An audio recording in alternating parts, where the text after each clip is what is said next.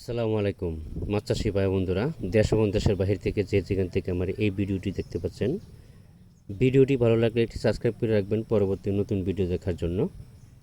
আজকে আমি আলোচনা করব 2025 সালের নতুন বছরের অরিজিনাল ভিয়েতনামি কই মাছের পোনা সম্পর্কে।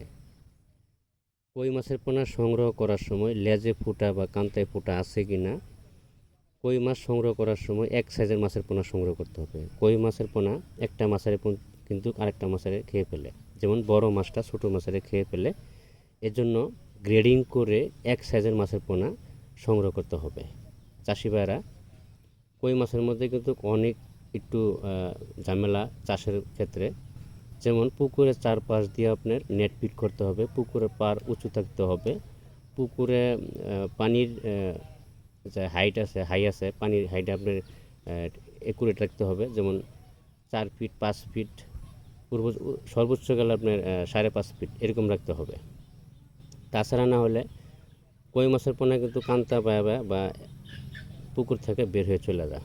এই জন্য সুন্দরভাবে নেট ফিট করে তারপরে এই মাছের পোনা চাষ করতে হবে আপনাদের। যে কোনো জায়গা থেকে মাছের পোনা সংগ্রহ করার সময় প্রতারকের কাছ থেকে সাবধান থাকবেন। অনেক সময় বাইনা নিয়ে এসে মাছ দেয় না, বা অনেকেই মাছ দেয় কিন্তু সাইজে ঠিক দেয় না, বা ছোটো বড়ো দিয়ে দেয়, আপনি বলেন একটা দিয়ে দেয় আরেকটা। এই জন্য এই বিষয় থেকে আপনারা সতর্ক থাকবেন, প্রতারকের কাছ থেকে সতর্ক থাকবেন। আমাদের কাছে অ্যাভেলেবেল সকল ক্যাটাগরি লাইনের মাছের পোনা আছে, সকল লাইনের মাছের পোনা পাওয়া যাচ্ছে।